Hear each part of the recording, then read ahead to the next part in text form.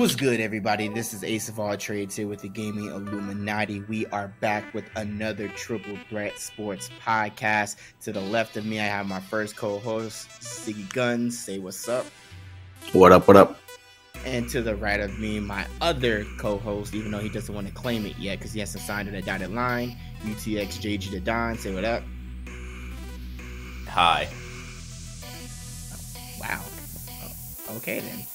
Anyways, there's been a lot of sports going on, sporting news and everything like that, and we appreciate you guys rocking with us. But we got to talk about the ultimate robbery that I believe Vegas set up. And yes, my home city, I'm putting them on blast. Canelo, Triple G fight. What do you guys think? Siggy, let's go with you first. What were your thoughts behind the fight? How do you think the fighters did?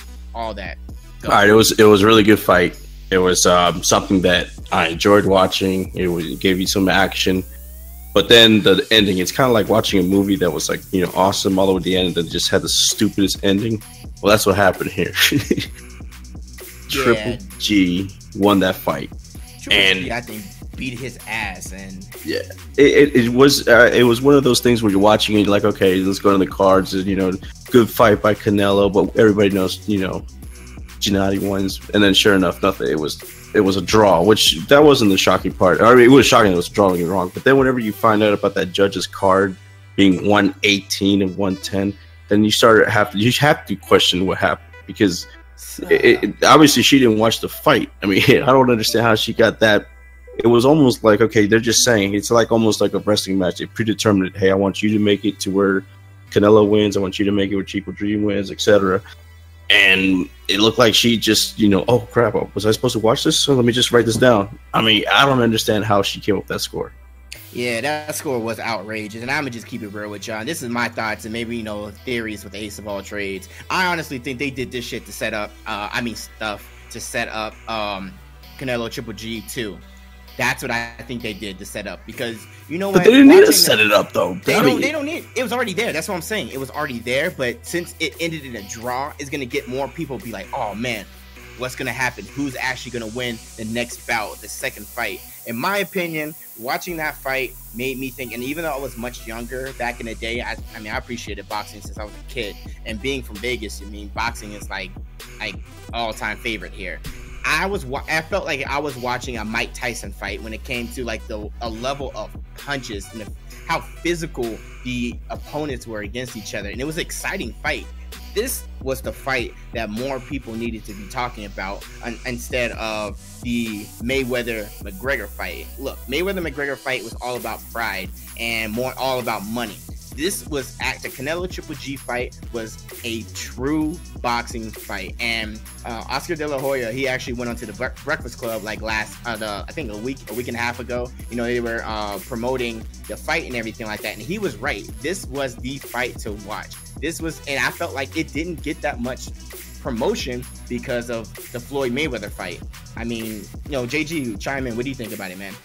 Boo, the judges suck. Judges suck in all of these sports. I don't know why this is a constant issue with professional fighting and in actual other sports too with the refs.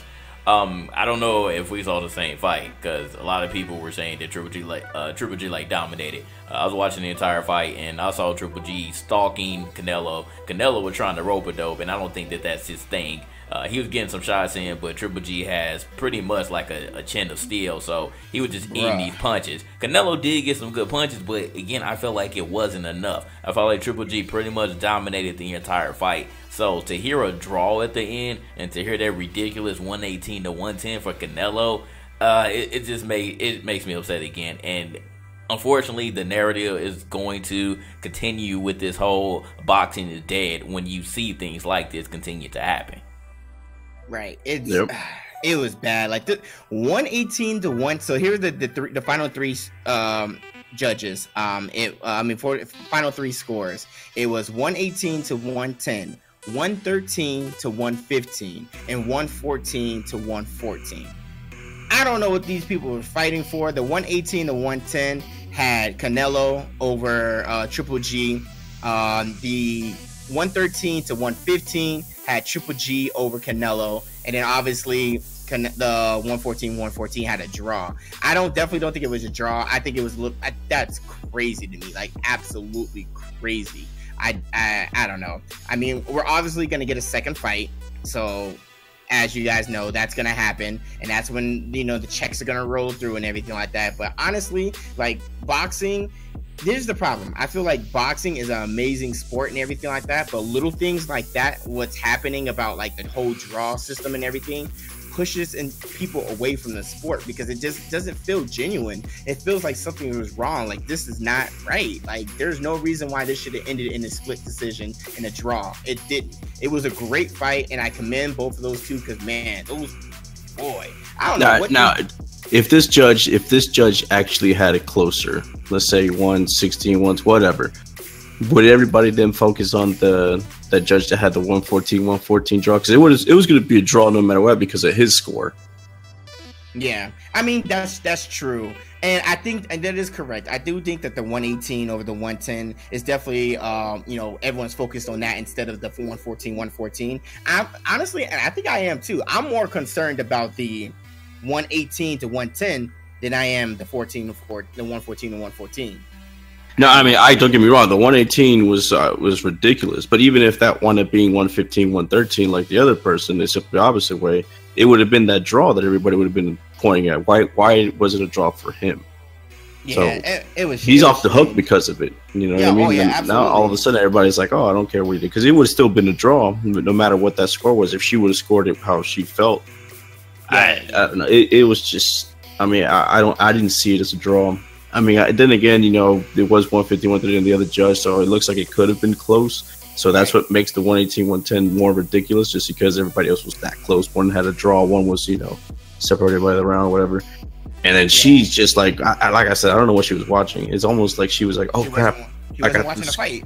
She wasn't watching the fight. She was watching something else. She was on Twitter. She was on social media, something like that. Because there's no way that fight was scored 118 to 10. There's just no way. I wonder what qualifies you to be a judge nowadays. It just seemed like she was just stenciling in whatever score she wanted to, and ended up stenciling in on the wrong person. You know what? I bet you her reaction when she saw that afterwards was like, oh my God, I didn't mean to score it that way. But, you can't go back like that. Once you score it, it's scored, I believe, according to the rules. So I don't think they can go back or anything like that. So she was like, all right, F it. And she's getting, that judge is getting a lot of people angry at her for sure. Or what they said, I think that the Nevada Commission, something like that, is saying that they're not going to have her back in a big fight anymore. That's crazy, but man, somebody paid somebody off. Maybe that might have been it. So we're looking forward to seeing. They haven't officially came without anything yet about the second fight, but just be ready. That's gonna happen. Most likely. No. Canelo was talking noise like he wasn't gonna fight. I don't see why he shouldn't. I mean, he definitely needs to, but we'll see. So let's move over from the fight. Let's get back to some other things right now. We can briefly talk about it, the Jamil Hill situation and the racist Boston situation. So there happened to be a Boston Red Sox game, and they had a sign about racism. What do you guys think about that? Were you guys confused about that, or? Well, yeah, we talked about it when it first came out, because it looked like what they were trying to say was that everybody like I still don't know what they're trying to say. It was like it was saying basically, like, it almost, like, to my understanding with it is like racism is just like how American baseball is, but it says, what did it say exactly? It says racism is as American as baseball. Yeah. That just at first glance, that sounds like they're super racist and like you need to accept it. It's just like baseball. It's American, just like American pie. You know what I mean? Yeah. Like it's like the Statue of Liberty and then racism. That's what it came off across at first, but then you see the people that were holding it, and you can tell these were those ultra looking California, avocado toast eating people. So when I saw that, I was like, all right, I don't know if they necessarily got the message how they wanted. I like avocados. You like avocado toast though? Nah. Okay, all right, yeah. So when I saw them, I was like, all right, I think maybe they got their message wrong and it just came out wrong. And then sure enough, a lot of people were like, no, they were trying to make a statement about racism, like it was standing up against it. I'm like, but I'm reading it. I was like, man, it just doesn't sound like it though. So I don't know. It would have been more of a fight now about was it for this side or that side. It wasn't executed well. Basically. It wasn't executed properly at all because at the time when we saw it, people were like confused and everything like that. And even now, like a few days later, like a lot of people are like, huh? What is going on here? What exactly, what are you guys doing? And then, I don't know. And it's just so much stuff when it comes to racism and everything in the world. It's like, can we just all be happy? I know it ain't gonna happen. You know, people are gonna have their alternative motives, like how they feel about different races and ethnicities and all of that. But it's like, can y'all just chill out, fam? Like, we need to progress as a country, as people. Like, it's just really frustrating, and it's just really sad that we have to go through that. And speaking of sad, this whole Jamil Hill incident, where she spoke freely about how she felt about Trump being a white supremacist, and then old girl from the secretary for the president basically says that what Jamil Hill did was a fireable offense. Now, a lot of people were saying, "Oh, she should be fired." I don't think she didn't say that verbatim, but I think deep down that's what she meant. She said that it was a fireable offense. And if that's the case, then you need to get rid of the entire staff at CNN. You need to get the entire staff over at Fox. You need to get the entire staff from MSNBC. You need to get everybody out because they've all said generally the same thing. Maybe when a lot of people start saying all that stuff, maybe it's true. What do you guys think? You want to go first, Ziggy? You go first because this whole thing is just trash to me. All right. We don't have another Kaepernick situation. No. It's not gonna last nearly that long. It's pretty much over. People keep egging it on, but I think it's pretty much over. But when it happened, I thought that it was stupid. I felt like it shouldn't have blown up, but sure enough, it did. And it blew up so much that the freaking White House got involved into it. It's stupid. And then ESPN had to, say that Jamil Hill's statements aren't our statements. But I will say this, because Jamil Hill did come and she made a video talking about the situation, and she brought up some great points. Unfortunately, in this day and age, there are people in the sports world that bring politics into play. I.e. the Colin Kaepernick situation, i.e. when LeBron is asked about anything, when him, Carmelo, Dwayne Wade, and Chris Paul went on the ESPYs, I believe, and talked about it. It's just so many of these situations when they were wearing the shirts, saying, what was it? I can't breathe. I can't breathe. Black Lives Matter. Unfortunately, that is just a part of the sports world as well. And no matter how much each organization tries to silence it, this is just something that people want the athletes to speak about, or the athletes feel so strongly about that they are going to speak about. Yep. It's almost impossible in this situation for anyone at ESPN to not talk about it. I know that it's something that they want to avoid because it's not talking about sports, you're not talking about stats, but that's just how it is. So Jamil Hill, even if she said it on the actual show on SportsCenter, or if she said it on her Twitter, which is again her personal stance, so you shouldn't put ESPN in that. I know that it's hard, it's super hard to differentiate that, to separate that, because at the end of the day, she works for ESPN and she will represent that. That's just how it is. So you shouldn't condemn Jamil Hill for her statement. And on the other hand, adding to this, Shannon Sharp actually brought up another good point. He was talking about Trump when he wasn't the president, when he was on NBC or whatever.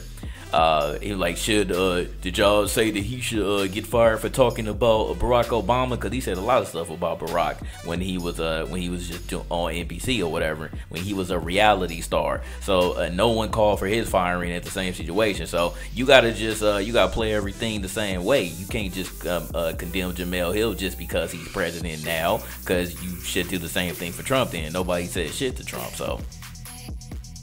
The way I look at it is this: the whole situation was handled by ESPN, and that should have been the end of it. What the White House says doesn't matter. I don't know why it's a big deal. I think a lot of media outlets want to drive it further and further than what it really was. What she said on her own Twitter, yes, it's she has her freedom of speech, etc. The problem is that in this day and age, no matter what you say on Twitter, they're gonna go after you and the company you go for. I mean, just look at those dumbasses with their fucking tiki torches.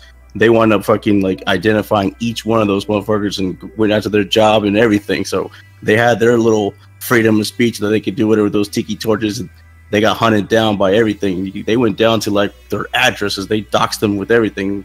So no matter what you say or what you believe in, whatever, it's open to what's it called? Investigation by social media, it seems. So you just gotta. It's an unfortunate situation all the way around, but that's just the way it is these days. Anything you say is going to get criticized by both sides, and you know, as much freedom of speech you have, it's also going to be open to attacks by other people. So anything you say is going to have two sides. It's flip a coin.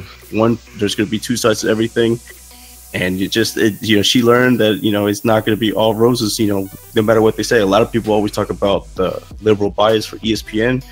But there's still a lot of people that, you know, are saying, no, I'm on this side. So that's what happens. That's why ESPN had to distance themselves, because they're like, hey, look, we don't want to just alienate everybody because it's a business in the end. In the end, that's going to cost money. And ESPN, with their ratings being low already, the last thing they need is for everybody to go ahead and say, oh, ban ESPN. So that's why they had to do what they did. Yep. But I really didn't. I mean, like I said, though, man, just this whole thing is just blown out of proportion. Whenever it happened, who cares in the end? I don't know why all this stuff all of a sudden is such a big deal. Because everybody is sensitive. I don't know why anybody's really trying to defend Trump, because there's a lot of people that don't like him. It's only that select few that decided to blow it out of proportion. Oh, and then I forgot. It was on 9/11. I think that's what really triggered him. Maybe that's what it was. It yeah, was on 9/11. Yep. Yeah, I guess exactly the reason. They were like, oh, you should have been more patriotic or something. More, yeah, exactly. More patriotic. But instead, she was talking about the president on that day. That's why it blew up. And I forgot about that point. Did anybody kneel on the...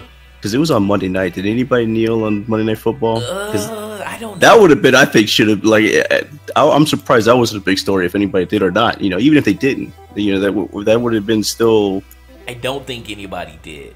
I don't think anybody See, that almost should be newsworthy to cover. You know what I mean? Because then it's like, well, why didn't you deal? This would have been a bigger statement on this day or something. You know what I mean? Right, exactly. Yeah, I don't think anybody did it that day. I guess they were like, okay, yeah, maybe not on 9/11. Yeah, you gotta go chill on that day, because that's the super sensitive day for everybody. Exactly. So, is he resting again? Oh boy, this guy is muted once. All right, we'll continue on with the next topic. Ace is not resting. Ace okay. Resting. Relax. I was just letting you guys go into the conversation. It was very deep, and I already had said my piece for it. So the next topic that we are going to discuss, I'm over this guy. The UFC officially strips Jon Jones of his UFC title. DC now has the title back. DC did not want the title at first, even though he was talking about, I'm gonna fight for it. But then he was like, okay, fine. And he says the only reason why he took it back is for financial reasons, which I can't knock him for it. I mean, at the end of the day, he got beat, but he got beat with somebody that had steroids in his system. So he was rewarded the trophy back, and he took it back from Jon Jones being on steroids. And after saying all these things on Twitter that he was done, how do you feel about getting your butt whooped with me not on steroids or anything like that? And then it happens again. This man is done. He's not going into the WWE like Siggy theorizes. This man is done. He needs to just let it go. He's not going to boxing. He needs to get serious help, because this is ridiculous. Like, I can't do this anymore. I can't. So did the B samples come back? Yeah, they came back, and yep, it's it. That's it. It's so done. that now I wanted to know that, because I remember the comment section talking about, oh, the B samples could be clean. Yeah, right. It's done. It's a wrap. It is done. That man is gonna get the 4-year max deal. It is a wrap. So we are going to see. We're going to see how it goes and go from there. JG, Siggy, your thoughts? There really is nothing to say about it. I mean, we already talked all about him before. He was a moron for it, but I still think that he's going to have to get money somewhere else. And I don't think that 4-year ban is going to cross over to W if he decides to go over there, right?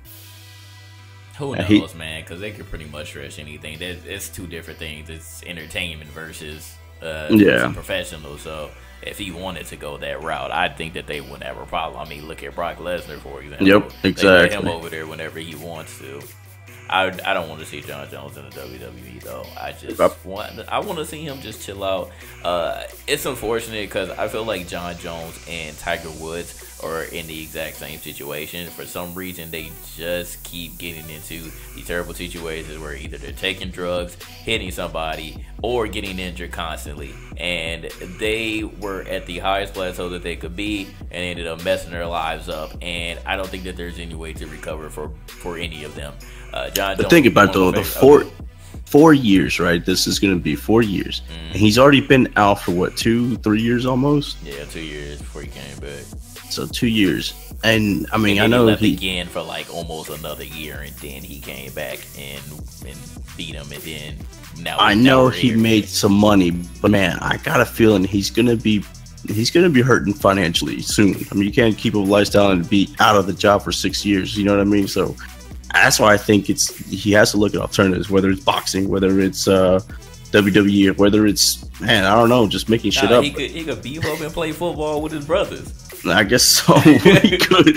That's not happening. Absolutely not. Stop it. He could be a tight end. He was a tight end. Yeah. He could be a tight end. Look, he has a God-given ability, and I'm not going to knock him for that. That's absolutely. I know what he could be, and he could be in the big three. There you go. He has the height. No.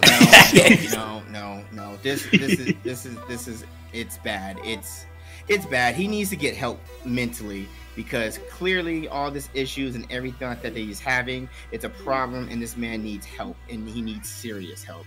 I at this point, I feel really bad for him, and I just think physically, like, he needs to get help, and he doesn't need to worry about sports. The last thing he needs to do is worry about effing sports. All right, well, he's gonna be like Rampage then, and go ahead and make a Twitch channel and get all the sponsors by all the video game companies, and that's how he's gonna make his money. Yeah, just take away from us even more. Great. Yep. Hey. All right, I'm done talking about this, man. Let's talk about college football a little bit. Yo, all I'm gonna say is, because it's just too many games going out, that Florida game was so dope. That last pass, Hail Mary into the end zone, was perfect. It was a perfect finish for Florida, so shout out to the Gators. I also shout out to USC. That USC Texas. Those are always fun games to watch. I still remember one of my favorite running backs in college, Reggie Bush, when him and Vince Young would go at it from USC and Texas. Those games were. Yeah, you're saying all this because they won, but let's not pretend like that wasn't embarrassing. That USC needed 2 overtimes to beat a piece of shit Texas Longhorn team. Here the thing is, though, Texas actually lost the game themselves. USC should have lost that game because they deserved to lose it. Texas was the reason why they lost this, because they missed 3 field goals in that game, and if they would have made those 3 field goals, they would have won the game. It's another year where USC is ranked so high for no reason other than their name is USC. I don't understand why they keep getting ranked so high.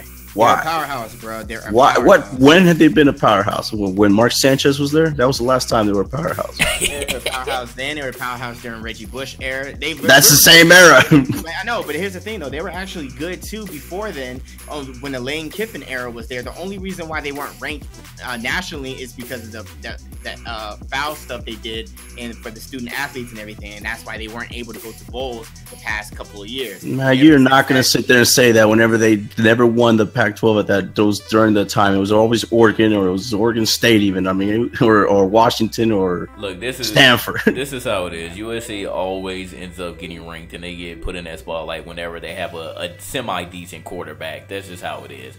Because look who they have now. I mean, like, that's exactly the situation where you got a top quarterback that's probably going to go like 1, 2, or 3 in the draft. Then they want to hype up USC. And when Oregon is not doing as good, when they're not being as dominant as they were, then this is when USC is starting to shine. You're right. Washington's going to beat them. I just, if Texas could almost beat them, they just have no chance. But the reason why I hated that they're ranked so high is because it gives them a chance to make up for dumb losses, and early in the year especially. True. So if they go on and lose one, and they drop down to only 10, 11, because the rank's so high, then they have a shot at actually coming back. And I hate that they do that. It's almost like they do it on purpose.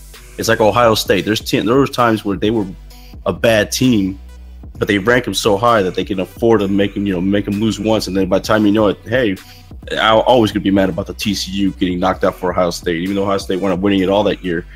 TCU deserved to be in that spot over Ohio State. But Facts, I agree. But anyway, as far as college football goes, obviously it's all about still Alabama. And Alabama, Clemson. Yo, Lamar Jackson from Louisville was struggling against Clemson. He's an amazing athlete, and the things he can do is just ridiculous. But them boys are putting pressure on him. They ain't like North Carolina where he can just run all over him, everything. The thing is, against Clemson, like even then, he still got his yardage. He was still killing it. But, he just wasn't doing so well. But, I really love college football. Like, I actually think it's more exciting than professional football a lot of the times until, like, playoffs or whatnot. Then that's when NFL takes over. But college football is great. I'm happy. So who do you think's going to win it all? All right, give me the 4 teams you think are going to be in the playoffs. I don't know. Alabama, Clemson. I think Louisville's going to sneak their way into there. And honestly, bro, how in the world is Louisville going to sneak in there? Louisville is going to sneak their way into that, man. They just got knocked out of the top 25 after this loss. How are they going to sneak their way? If they're still, I'm not sure if they're ranking. I think they can come back though, and they can be able to still be in the top 25. And they actually can't. Like I said, I'm still with Louisville when it comes to the fact is I believe in my heart that they're going to be in the top 4. With that team, the loss that they had is going to put some spark into them, and you're going to see a different side of that Louisville offense. As long as that Louisville offense is productive, they will be there. Trust me, they're done. You're going to need all the top 15 teams to lose 3 times for that to happen, and I doubt that happens. I say Alabama, Louisville, Clemson, and at 4th one is kind of hard because there's so many different teams. What about y'all? Go ahead. You're gonna say USC. Don't lie. No, I wasn't actually. What, you think I was gonna say Syracuse? Fuck no. Nah, it's Alabama, Clemson, Oklahoma, and Oklahoma State. I think you're gonna have both the Big 12 teams. Hell no. Hell no. Not both Oklahoma the Big 12 State. teams are going in there. Not even. If Oklahoma's going, Oklahoma State definitely not going. I'm telling you that last game of the year, because that's when they play each other's last game, and they're gonna feel so bad. They're gonna feel so bad about it whenever the game is triple overtime and somebody wins by only 1 point because of a botched snap and the extra kick, their extra point doesn't go through. That they're gonna put both of them in. Nah, it won't be that. The other team, the other 4 between Oklahoma and Oklahoma State is gonna be the 3rd team, and then the 4th team, I'm pretty sure they're gonna give it to either Penn State or Ohio State in the end.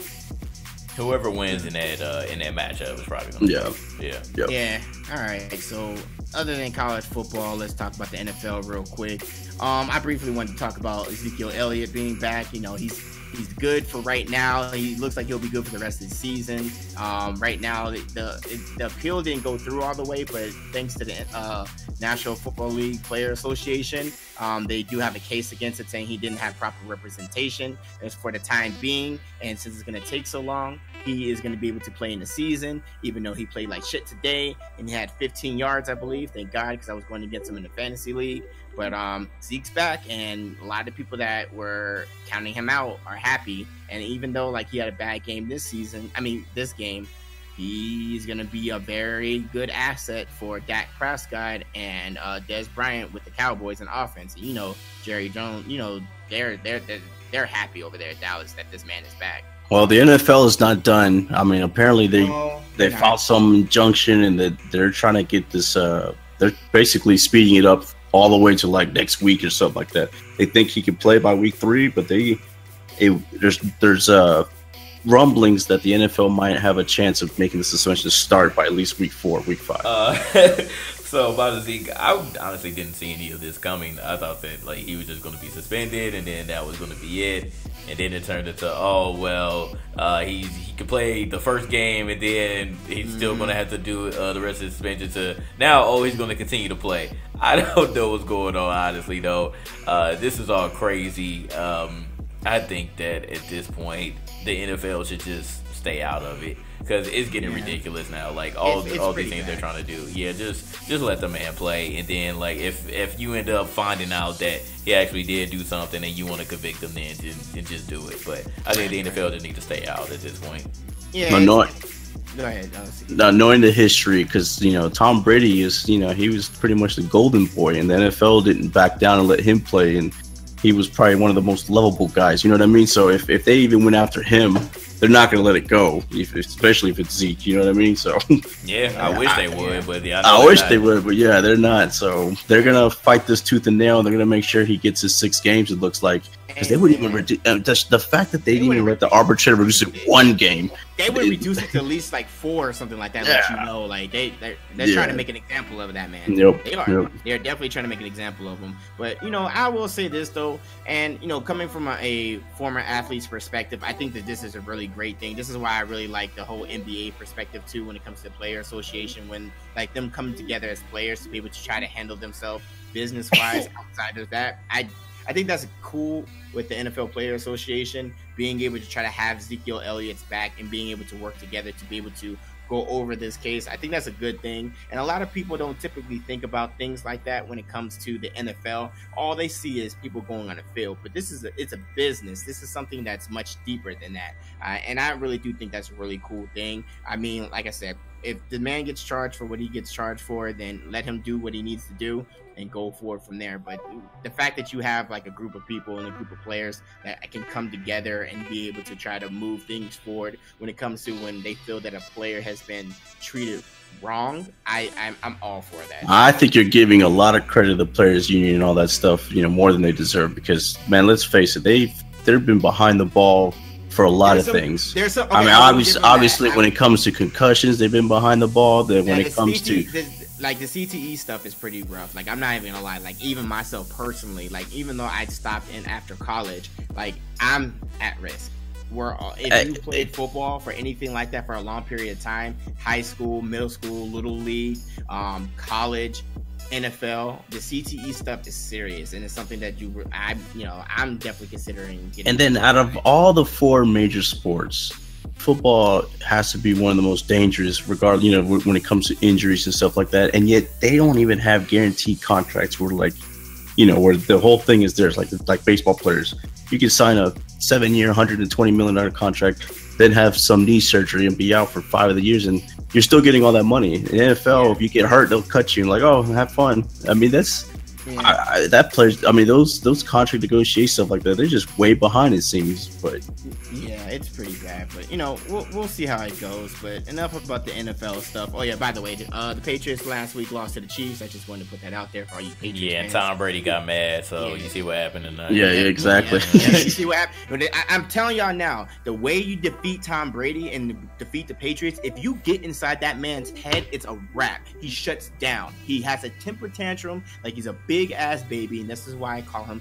a baby back bitch, because that's exactly what happens. And don't get me wrong, he will go down as the greatest quarterback of all time. I am not knocking the man for his skills. I am knocking him for the fact of what he's done to the NFL. He's made the NFL to the point of where if he gets touched on his ankle, there's a flag. And I also think when you get inside this man's head, it's a wrap. I mean, you telling me I'm wrong? Y'all remember when he would get tackled or he would barely get touched? The moment this man pointed his finger down to the ground, a yellow flag came after it, like he was. Yeah, but I just got done saying that the NFL, went after him also. So it's it's hard to say that and then have because him hate the NFL so much. They know, because they know, they're like, oh man, we have to come at Tom, because like if we don't, then like people are gonna give us crap. Like if we go, no, that's the truth. Go and attack Tom, because then they'll be like, well, of all people, they attack Tom Brady. People will be like, oh man, the NFL's not playing, so they only did that to save their own face. Like, let's keep it real. Jay Cutler beat Phillip Rivers today. Kiss me. We're gonna look. All right, you gotta blame your kicker on that one. Yeah, I'm damn right I'm blaming the kicker. I'm blaming the kicker for last week too. We could have beat the damn Denver Broncos. We could have won. Like, oh my God, it's a stressful time in my life to be a Chargers fan and a Lakers fan, and all this like bullshit. And I'm going through the same thing year after year after year. I feel bad for Phillip Rivers. Shout out to Antonio Gates too for breaking the record, touchdown record too. Yeah, Antonio Gates is the man. I really like him, and I really like Phillip Rivers too. And those two dudes by themselves, just and not talking about everybody, anyone else. they deserve a ring more than anybody. They have put their blood, sweat, and their tears. And the same thing goes with LT too, and that's why he's in the Hall of Fame now. Man, it's hard to win. It's hard to get a ring though in the NFL. It's hard, but it's even harder with being a fucking Charger. Like, because they're in the AFC West. That's why. And I'm gonna keep it real with you. The AFC West is popping. I can't deny that. I'm gonna keep it real with you. Now, those teams in the AFC West, man, it's some fun games. Even though my team is not winning, I'm thoroughly enjoying it. The NFL season is back, baby. But the Chargers, they got to calm down, win a game. I don't need to go through the stress anymore. Like I'm done. And also not because the fact that I bet the homie leader of the flock $10 that they would have a better record than the Ravens, but I want them to go to the playoffs and actually do something this year instead of giving me a effing headache the entire time.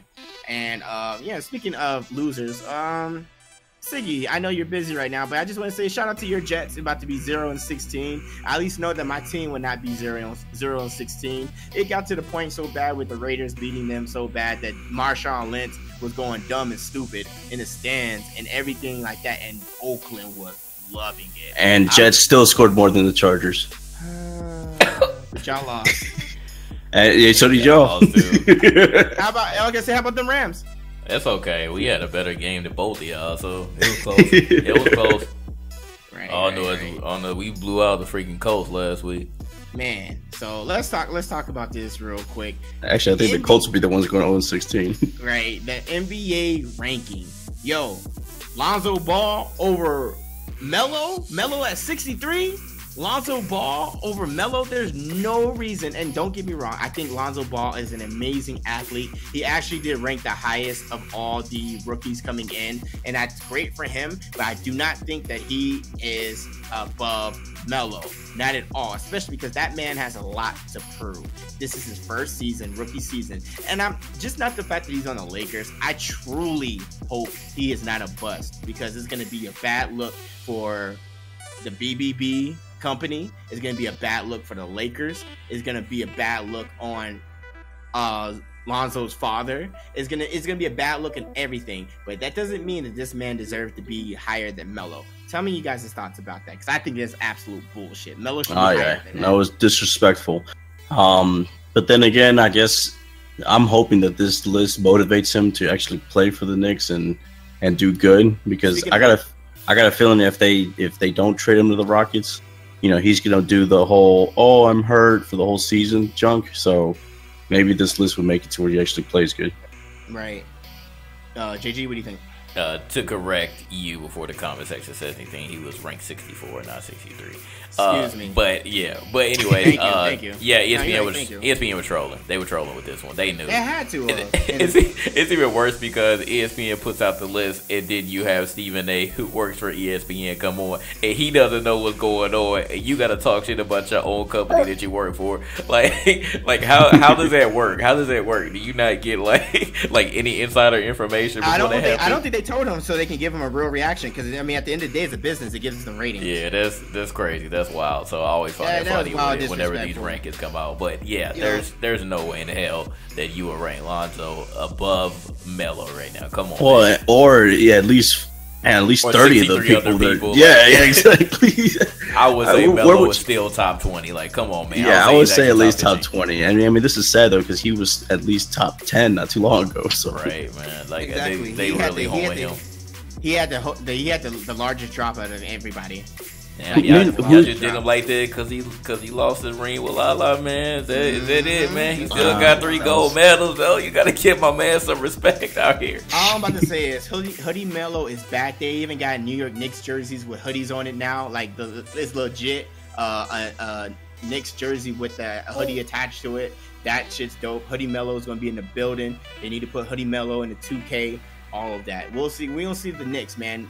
Melo, as a fellow Orange, he got to have something to prove. He's got to do it. He can't have everyone keep talking crap and saying the best time that he had playing basketball was back in 2003 when Syracuse Orange won the NCAA championship. That's why I hope he plays good. I hope it motivates him. I hope he does. I hope he does too, because he's lost his wife. He's still there for his child, which is great.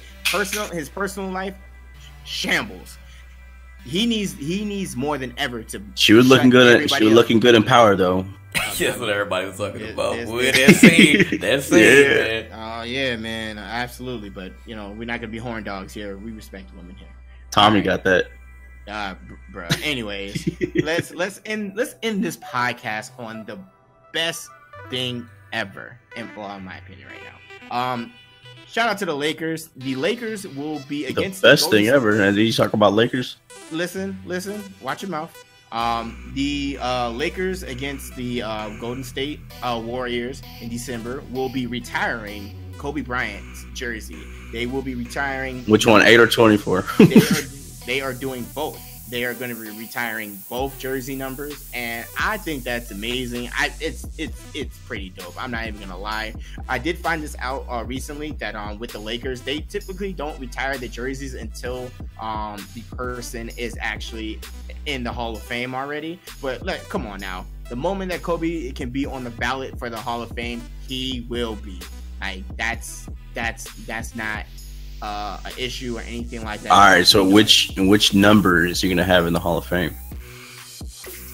I think both.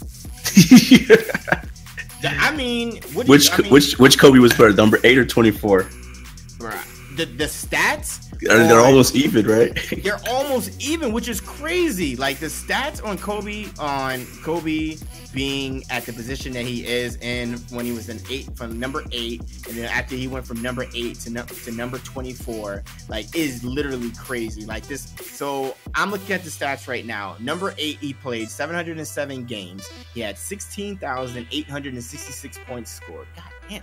He had all-star appearances 8 times, funny, and he had the scoring championship once in 2006, and he won the championship 3 times.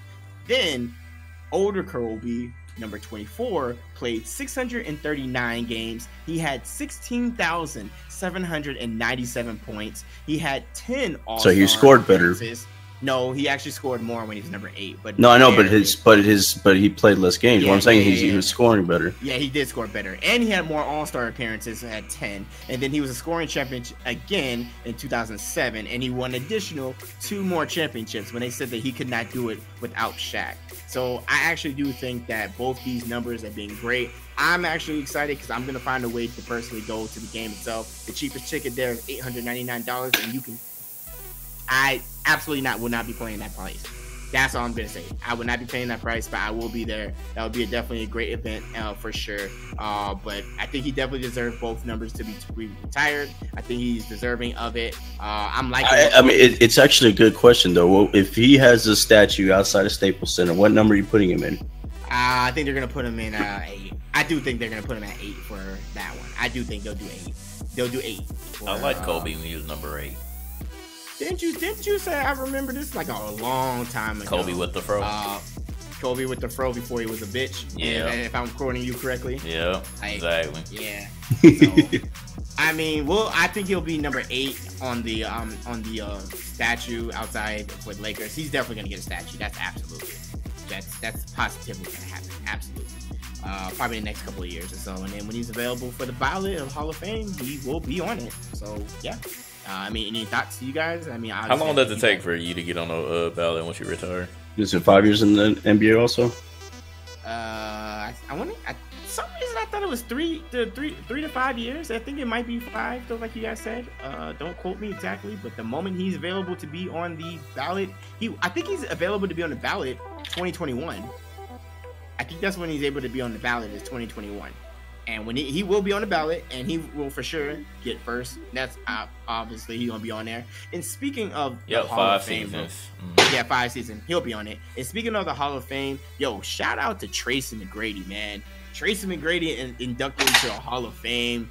Definitely somebody that I loved watching play. T-Mac was unstoppable, man. Which Hall of Fame though? Basketball Hall of Fame or NBA Hall of Fame?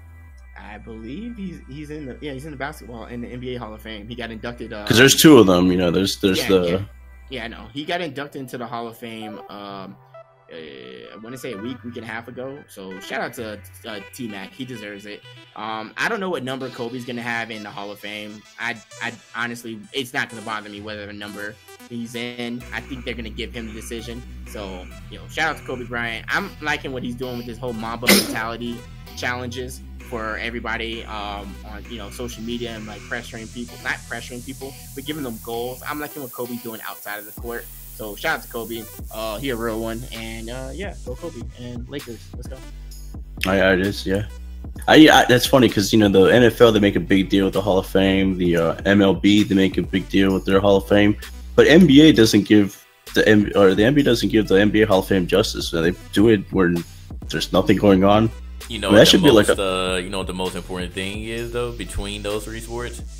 How often do you hear about somebody doing performance enhancing drugs in the NBA and causing a bunch of controversy with that? That is the biggest controversy in the MLB and the NFL. One of the biggest controversies is either your attitude or because you were smoking weed. That's true.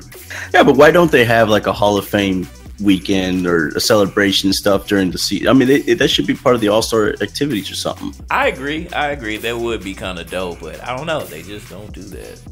I mean, because it doesn't get the publicity as the other sports Hall of Fame. Yeah, right. I don't know. It needs to change. That would be kind of tight. So. Oh. Yep. I think so too. Anything else you guys want to talk about it? I mean, this is a long one. Well, we had to catch up on a lot of stuff, but I think we got it all. All right. So thank you guys so much for watching us and rocking with us. Keep it up in the comment section, like seriously, guys. Like even like the haters, like keep it up. Like we are really, I'm really digging the comment section and the engagement that you guys are having. That lets me know that you guys are actually listening to the podcast. So thank you guys so much for that. We all appreciate that here at the Game Illuminaughty. If you guys want to be a part of something like this as well, we do have a Patreon. So patreon.com/GI updates, where you can actually participate in things and series along these lines. So check out patreon.com/GI updates. We have some pretty awesome tiers. So be sure to look at what each individual tier includes. We have a lot of great things there. From Game Illuminaughty, this is Ace of All Trades, UTXJG to Don, and Siggy Guns, and we are out of here. Peace.